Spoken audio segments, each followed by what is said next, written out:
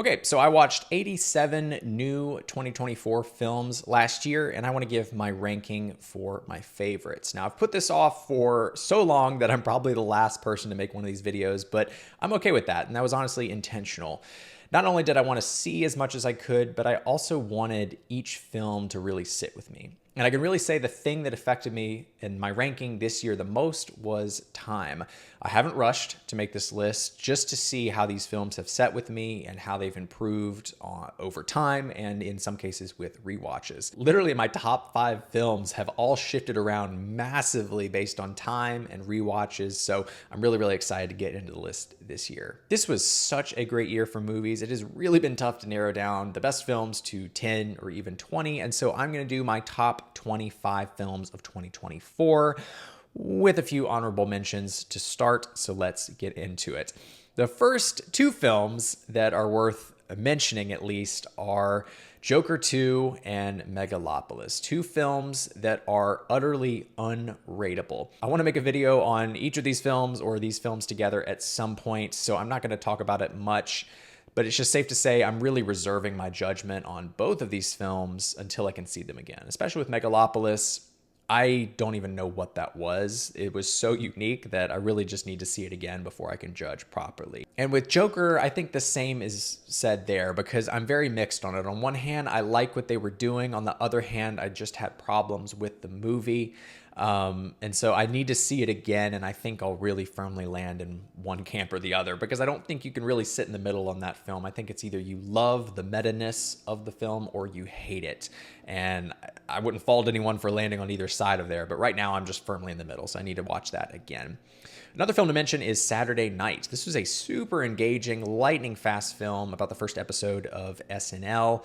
I had a lot of fun with it, and all the performances I thought were really great. Another film is The Count of Monte Cristo. Initially, it sat well with me, but I didn't think it was outstanding. However, as time has gone on, I've really started to appreciate it more, and I think back on it really positively. So I definitely think this is worth checking out. It honestly felt like a mixture between Pirates of the Caribbean and some historical epic type thing. So I would definitely check it out. I think it's really worth your time. It is long, but it's definitely worth the time.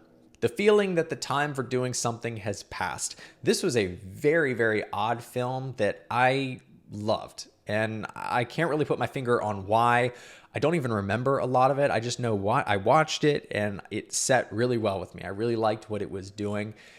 This is definitely not one for everybody, but I checked it out. I liked it. So if you read the description of it and it looks interesting to you, I definitely recommend giving it a watch. Red Rooms, a utterly disturbing film that will linger with you for a very long time after watching it. There is a scene near the end of the film mixed with the score that I just cannot shake from my mind. It's just like burns into your mind after watching it. And yeah, it's pretty terrifying. Let's see, a couple other films here. The Dead Don't Hurt. This is a Viggo Mortensen film that he directed, wrote, and starred in. It was a Western. It was great. It was not the best Western ever, and it was not even, in my top 25 of the best of this year, but I love that it exists. It was a very classic style Western. There was clearly a lot of love put into it from him. And so I had a lot of fun with it. And I think if you love Westerns, you must check it out. If you're not a Western fan, you don't need to check it out. But if you love the Western genre, there's definitely something to appreciate there. Speaking of genre, this was an amazing year for horror. And of all the horror films that we got, I think The First Omen was my favorite film of the year, horror-wise. I think I could go back on that as I go down the list. I forget everything I have here, but it at least is at the top of the list. And I saw this movie twice. I didn't love it more the second time, but I didn't like it less the second time. I think it's a great film. I think it's a fun film, and I think it really does spiritual, religious horror, Catholic horror very well. All right, so with that, let's jump into the top 25 here. Now, starting off with number 25, I have The Apprentice. I'm honestly shocked that this movie made it into my top 25. Is it perfect? No. But does it do the impossible of making an actually good, interesting, and thoughtful biopic of the most polarizing figure currently alive in the world? Yes. And it was also very... I don't know if the word is correct here, hyper political. I mean, standing outside of politics. Everything's political. I'm not saying, oh, this was totally unbiased. That's not what I'm saying, but I'm saying this wasn't about the politics. It was focused more on the man. Like, the movie stops before it even gets close to his political era, right? Or even the modern era of Trump that I grew up in. This movie stops in the 90s, and I think it's very smart and intentional to do that. I didn't come away from the movie more or less a Trump supporter, but instead I came away with a deeper understanding of the human behind the TV personality. And I think that's awesome. I think that is what a good biopic should do. It should take a deeper look at the person. Like, one of the biggest criticisms I have with the Elvis biopic that came out a few years back is that I wish it did what this movie did, which is get into the personality more. Don't just give me a greatest hits of his life story. Give me more about the person. Tell me more about him. I'm more interested in that. And this film really did that.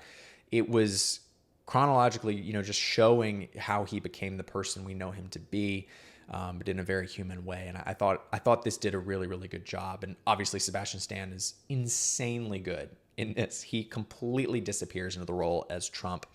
And as someone who's so memed, so parodied and caricatured, I didn't think someone could do it and not come off as a parody, but he really did a great job. It was really, really good. Worth being nominated for an Oscar. Absolutely. Now, in terms of changing people's mind, I definitely don't see this movie doing that. People on the left will only hate him more. People on the right will never even go see this movie in the first place. So, frankly, I have no clue who this movie is for. But I think it definitely justifies its existence and really shows the man behind the larger-than-life figure that we see a lot. And number 24, we have Juror Number 2.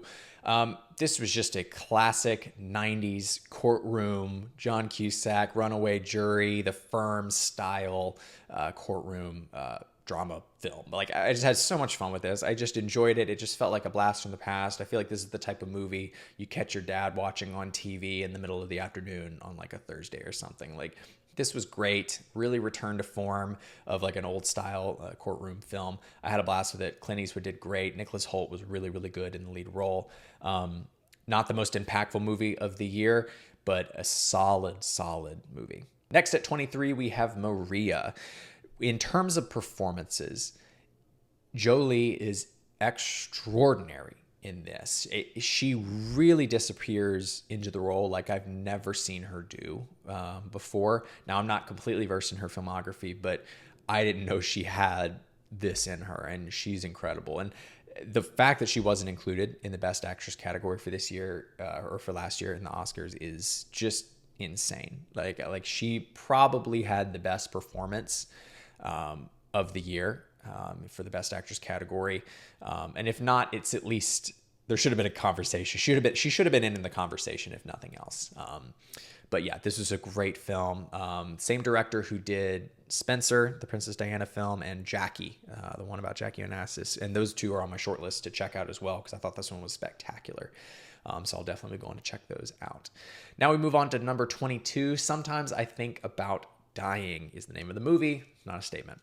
I really, really enjoyed this. I thought Daisy Ridley was so good in this. She provides a dryness that was just hilarious and relatable and sad.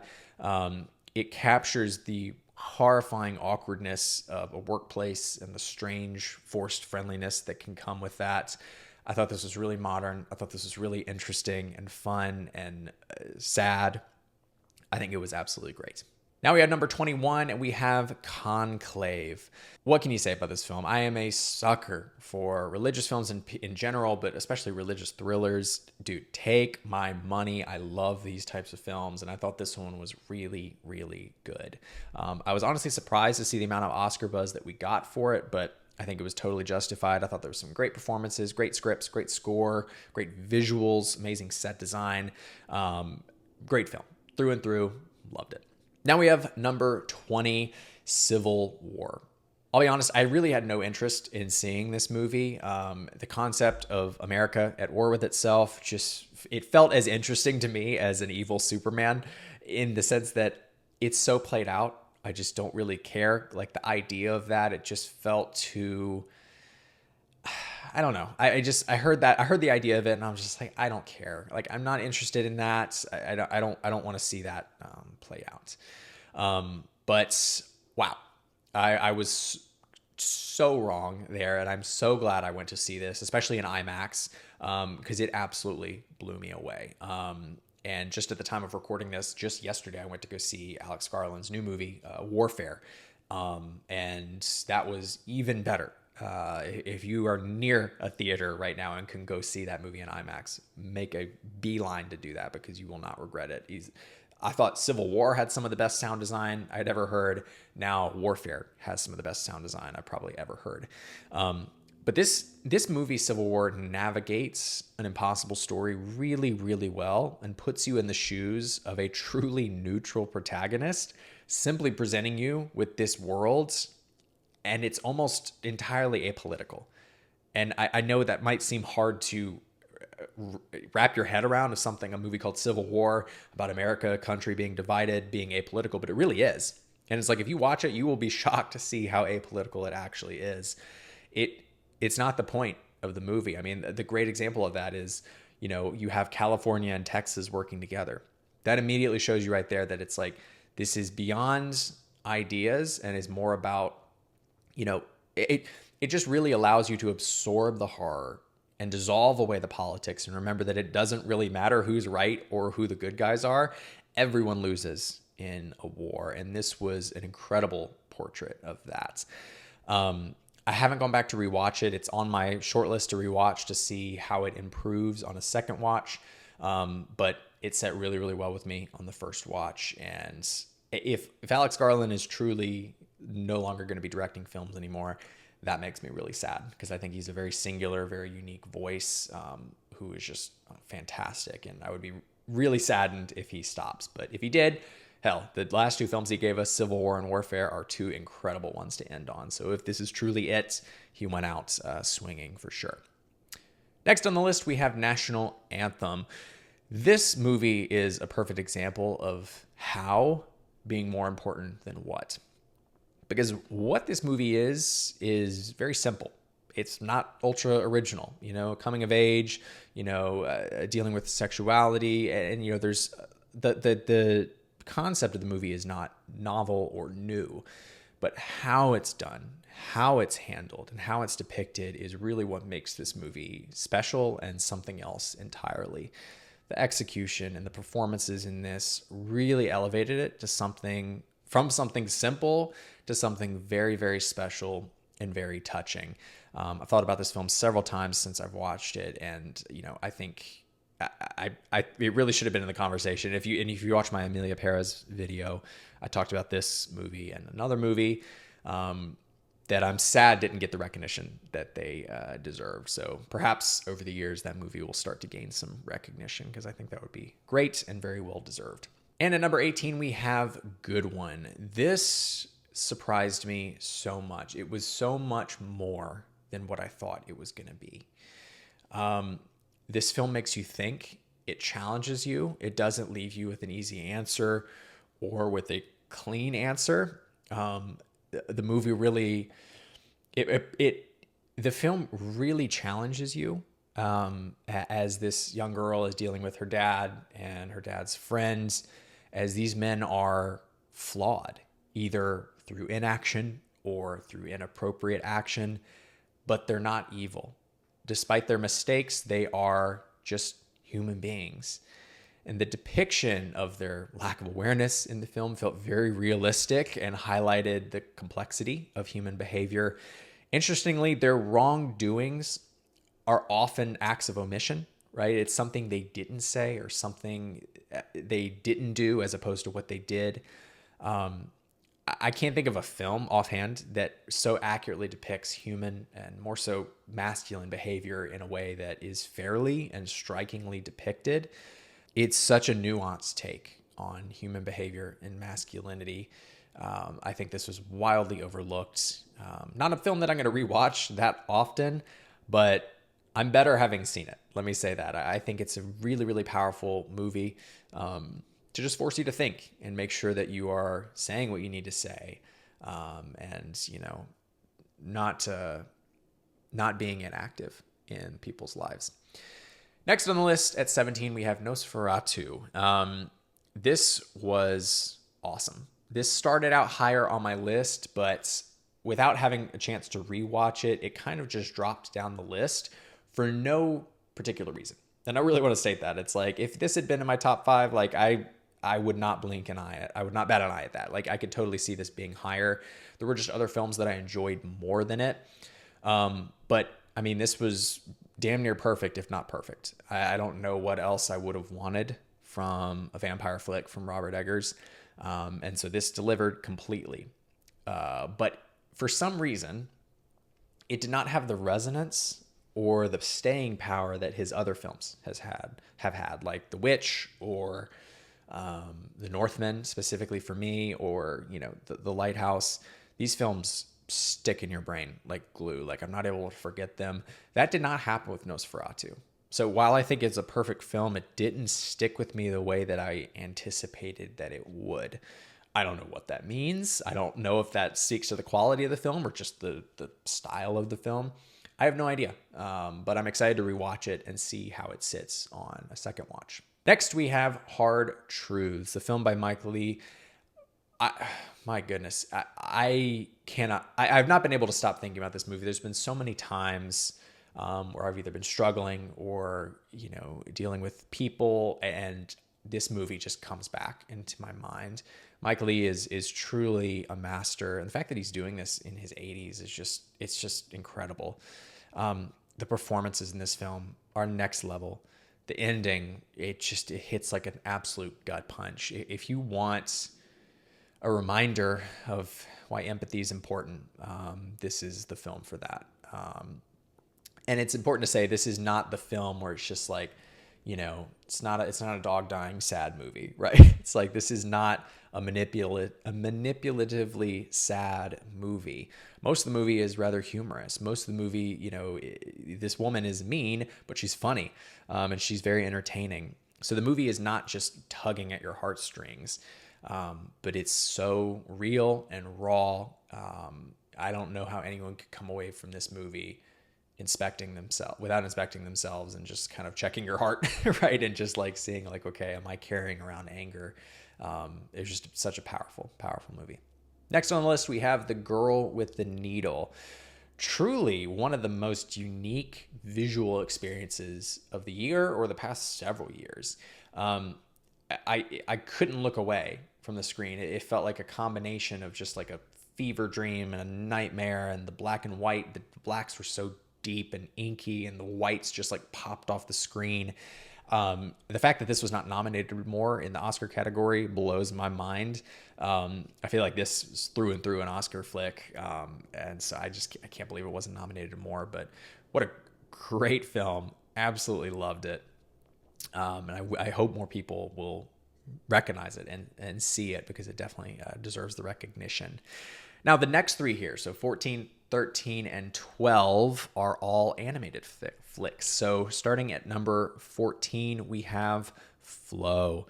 Now, this one we saw win big at the Oscars, which is so great. It really was that good.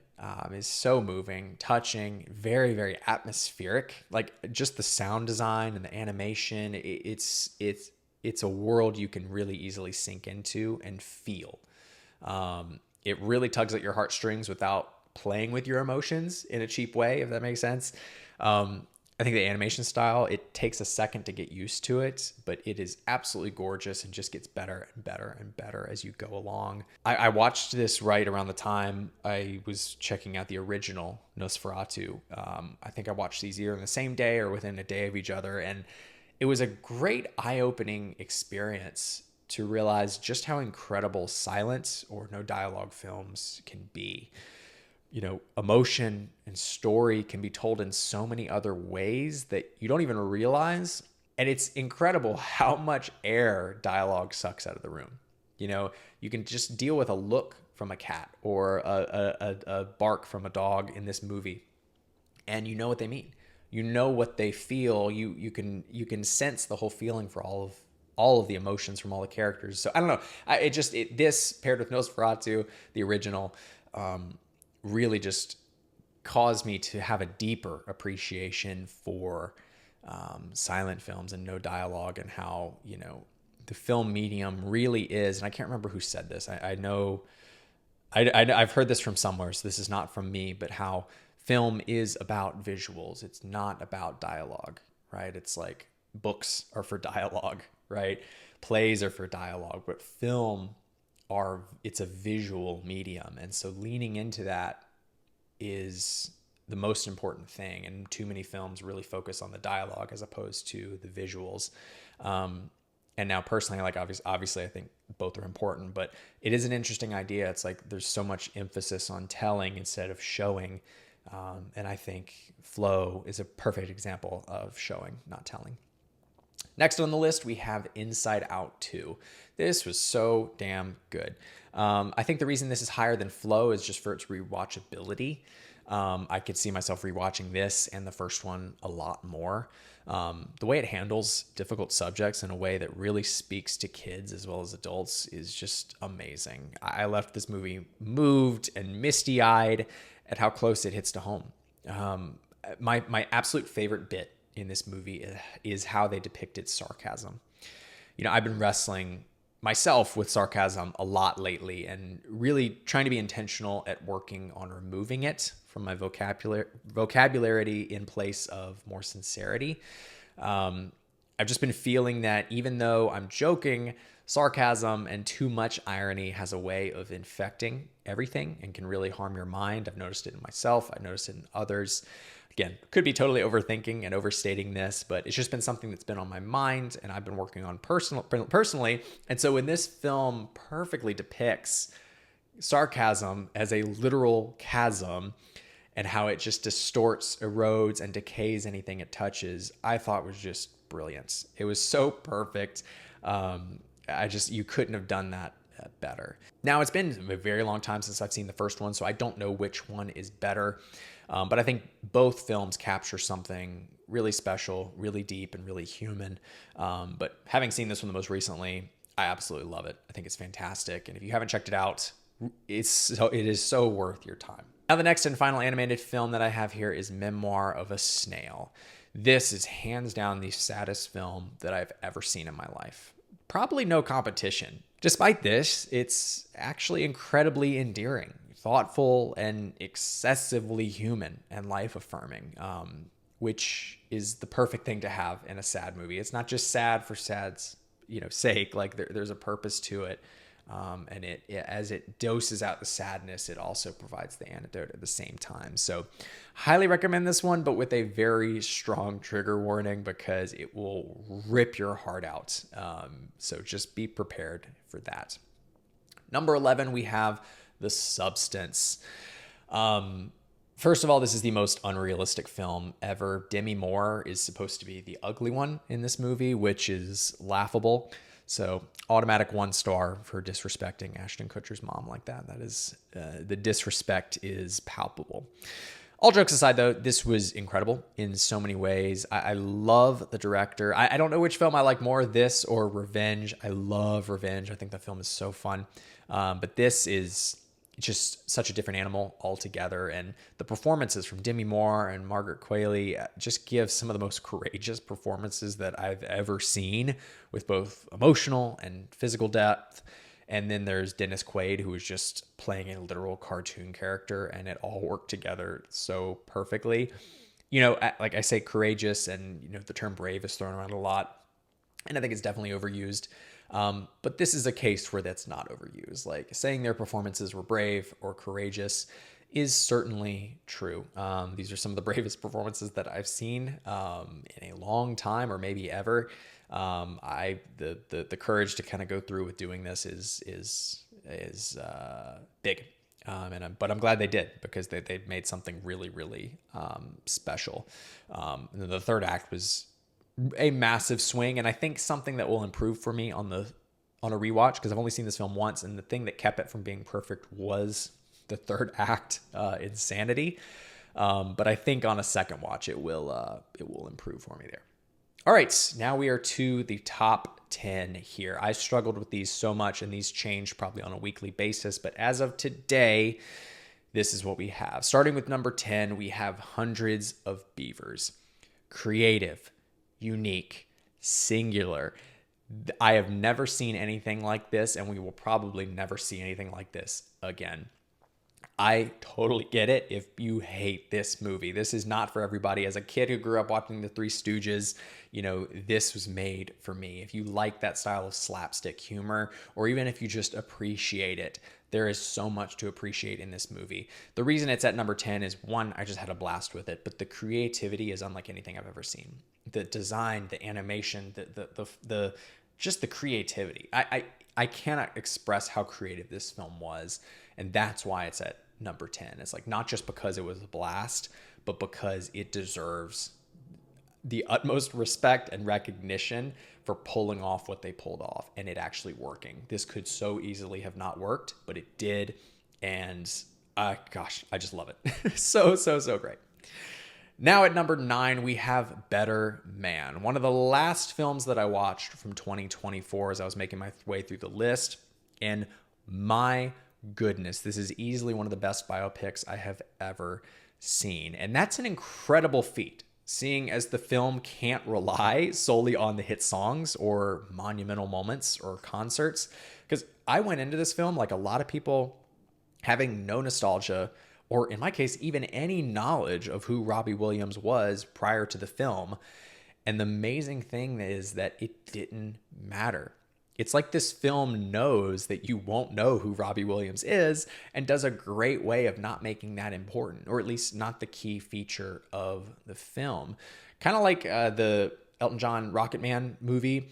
There's more of a focus on the human, or in this case, the monkey, while the music is an accompaniment. But this film it stands alone in biopics. I can't think of anything that touches it, anything that is like it.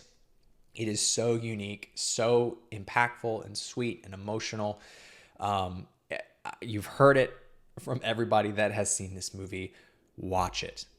Whoever you are, watch it. This is for everybody. Anybody could enjoy this movie. Anybody could find something in it, especially if you don't know who he is. I don't know who he is. I didn't know who he was, but it was absolutely worth it and fantastic. So make a beeline to see Better Man if you haven't already.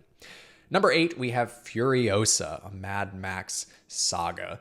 This movie was so badass. I've seen it twice. The first time was in theaters, and I was going back and forth between it being better than Fury Road or being a close second. Upon a rewatch, I think this tops Fury Road. Now, I need to rewatch Fury Road. It's been a minute since I've seen that one, but this movie is so awesome. It's just a nonstop 2-hour-long adrenaline rush. I think Anya Taylor-Joy is so cool in the lead role. I think the world design is just expanded and better. Chris Hemsworth is having a blast in this. I just love every bit of this movie. I think it is so badass. I think it's visually awesome. It plays with more CGI than Fury Road did, but not to its detriment. I think it works. It absolutely works in this and provides a hyper realistic kind of cartoony kind of look to it, which I think absolutely works, and I think is accentuates the craziness of the world. So love that movie, and that's the type of movie that I could see rewatching like on a yearly basis, just because it's so badass, and I just want to blow my speakers out and just like listen to those engines roar. Now, moving on to number 7, we have The Brutalist. This was a breathtaking epic with some of the most stunning cinematography and incredible performances that I've seen. And now we all know this at this point. I mean, it swept a lot of things at the Oscars, not quite to the level of Anora, but it took a lot of things, including Best Actor, which, I think I agree with the decision to go with Adrian Brody. I think he absolutely deserved it. He gave a powerhouse performance with so much depth and so much layers. I think he really deserved that. The only thing that has really kept this from being like a total 5 out of 5 for me was the ending. The film, I think, is really perfect up until the intermission, and then a small, like incrementally small step down from perfection for the back third or the back half. Now, I think this might be fixed on a rewatch. Like if I can just see it again and understand where the direction is going, I'll probably be able to get on board with it. But they're just very different. The first half of the film is one thing, and then the second half is another. It's kind of hard to explain, but it definitely changes. And I think one thing to say here is I think there is a real purpose for having the intermission here. I don't think it was just to be cool, right? But acts as a literal divide between the beginning and the end, because they're so different. I think if you had just continued in one big movie without any break, it would have felt jarring. So I think the intermission was really smartly used there and effectively used. But again, I think it was just in the moments. The last half didn't land as well as the first half. But again, we're talking very small differences here. Like, this movie was incredible, generationally amazing film, and I can't wait to watch it again and see how it improves on a second watch. But we get to the real Oscar darling of 2024, and that is my number 6 pick, which is Anora. I love Sean Baker. Over this past year, I've been watching through all of his films. Anora is not at the top of my list for his films. Maybe I'll go into a Sean Baker list at some point. But this is certainly an amazing film. I think it's really, really good. So many comparisons are made. It's like, I think part of it feels like Pretty Woman meets Uncut Gems with a dash of Bringing Up Baby. There were points in this movie where the entire theater was laughing out loud for long stretches of time, just because the dialogue and the timing of the humor was so quick. It felt like a modern screwball comedy or something. It was so precise and so effective. This film it's the perfect example of how execution elevates the ordinary, right? You have something very simple in concept, much like National Anthem. You have something very simple, but when executed, written, and acted perfectly, it can become something just extraordinary. And this film is that. This was such a surprise for me, and I'm so thrilled that it really had the Oscar run that it did, because I think it's the rare occasion where it's like that's totally justified. I think it was absolutely worth it, worth the hype. Very, very good. Now we get to my number 5 pick, and that is Sing Sing. Colman Domingo, I've got to start with him here. He is so good in this. When I saw the film back in August of last year, I was sure that he was going to get the Oscar for this. I still think Adrian Brody maybe eked it out this year. Personally, I do think that. But this is one of the finest performances of the year, easily. Colman Domingo is amazing in it. But beyond that, just the story in this film is so moving and touching in ways that I was just not prepared for. It left me just shaken after. And I didn't know going into it.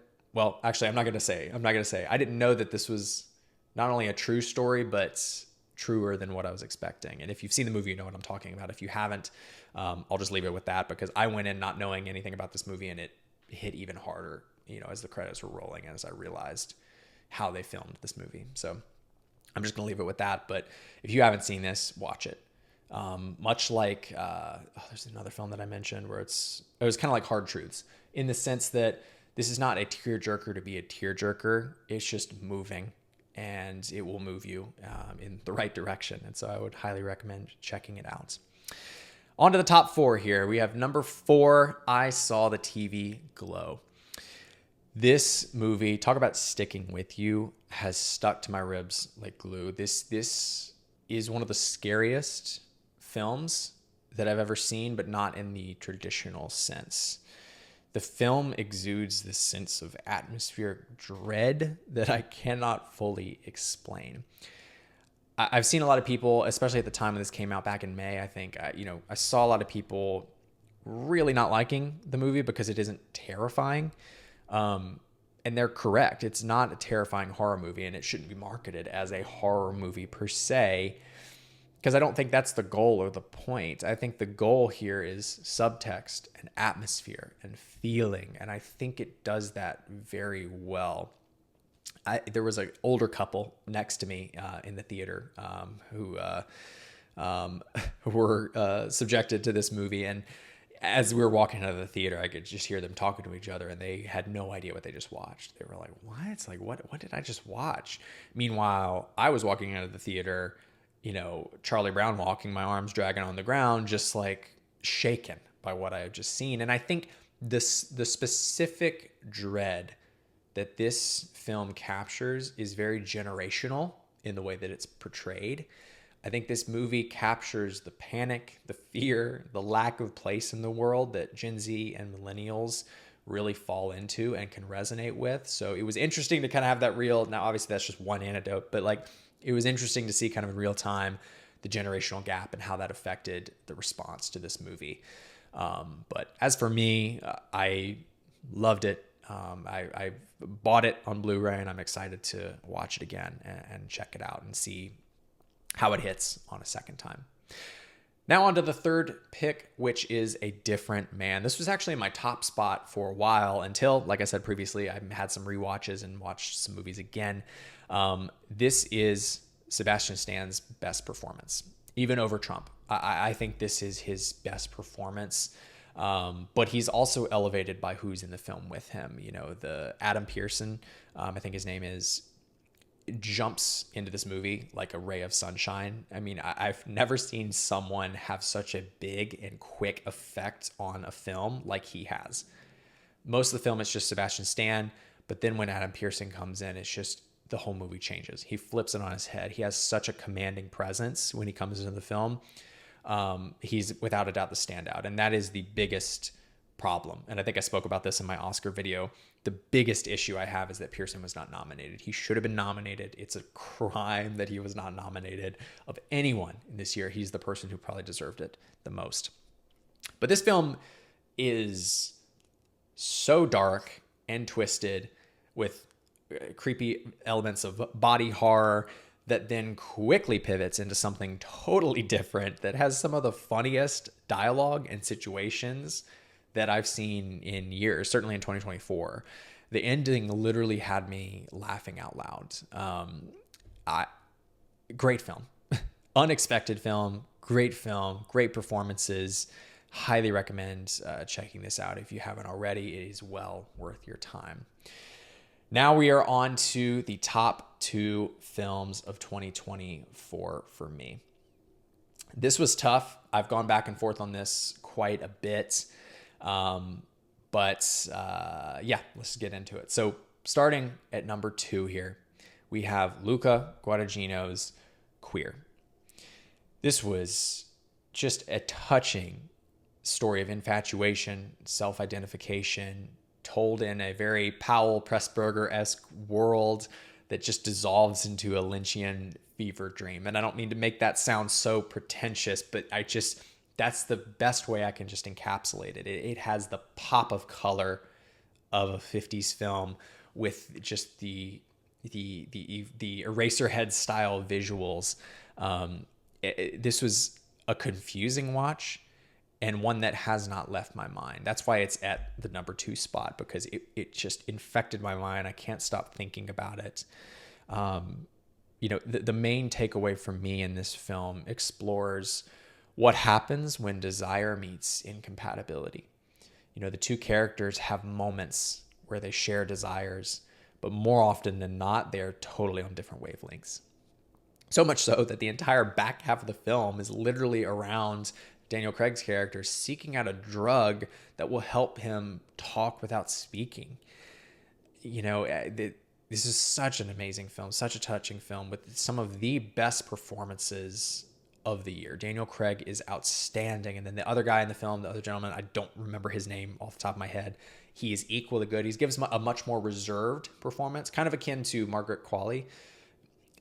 Demi Moore stands out, kind of like Daniel Craig does, but the other guy in this film really provides the perfect cool and cold counterbalance to him that is just fantastic.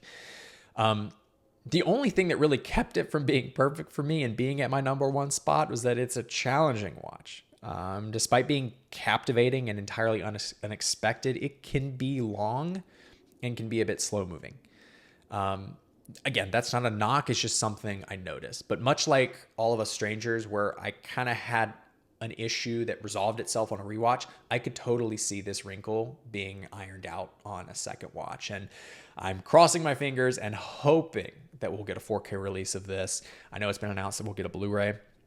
the visuals in this movie really demand a 4K though. So I'm really hoping we can get that, but we will see. All right, now on to my favorite film of 2024, and that is Luca Guadagnino's Challengers. Ladies and gentlemen, it is official. Horny movies are back thanks to one man, and I am so thankful for that. This movie was fun. And that's why it's at the number one spot. Not only do I think it's a perfect movie, not only do I think it is fantastic and great in all the classic, performances, cinematography, all that stuff, but it's just fun. I just have fun with this movie. The score makes me just stand on my feet. Like the performances, the story, the excitement of it. It's just, this is what movies are meant to be. We talk about Dune so much, or people talk about Dune so much of how that's cinema, going to the cinema, no doubt. But this too, man, it's like this is so damn fun. I've not seen a movie that is this fun in a long time. And, the first time I watched it in theaters, I got to see it in IMAX, and it took my breath away. It was so much fun. I just had a blast. The whole theater enjoyed it, was just having fun with it. But then on a rewatch, it just elevated it even more. And it was one of those movies where I just threw it on in the background, but then it just captured my entire attention. I couldn't look away. It just sucked me in. The movie, it moves at such a fantastic pace that you can never really look away, and it's exciting and it's fun. I keep saying fun, but it's like, I'm just so excited to have a fun film. It's like, it's not all about the girl with the needle, right? It's not all about Memoir of a Snail. Movies are also about having a damn good time. And I think Luca Guadagnino in the same damn year can create Queer, which is one of the most moving and introspective films, while also creating Challengers, which is deep and resonant in its own sense, but also having a damn good time while it's here. And so the more I thought about it after a rewatch and just sitting on it, I was like, yeah, this is the film. If I could take any one film with me and watch it for the rest of my life, it would be Challengers. And you can't say that every year. I can't say that every year looking back over the last few years, but when I look at this year, it's unquestionable. I had A Different Man at the top for a while. I had Queer up there for a few minutes, but I was like, rewatchability is important, man. And this is a movie I could rewatch forever. So there we have it. Those are my favorite films of 2024. If you want to see the entire list of all 87 films that I watched from 2024, you can check out my Letterboxd, which is linked below, where you can see the entire list and see all the films that I watched, because there was plenty more great ones that just didn't make it on the list. But I already made the list so long, so I just had to cut several of them. Let me know in the comments below what I missed, if there's any movies that should have been on this list. Also, I don't know if you can do this, but link your Letterboxd, down in the comments below. If you've got a list of your top 20 films from 2024, drop that below, man. I'd love to check it out and, take a peek at all of your lists and see what you ranked. I have so much fun with these lists and just kind of, compiling all of this. So I'd love to check out what y'all have together there as well. All right. Well, there we go. Thanks for watching, y'all.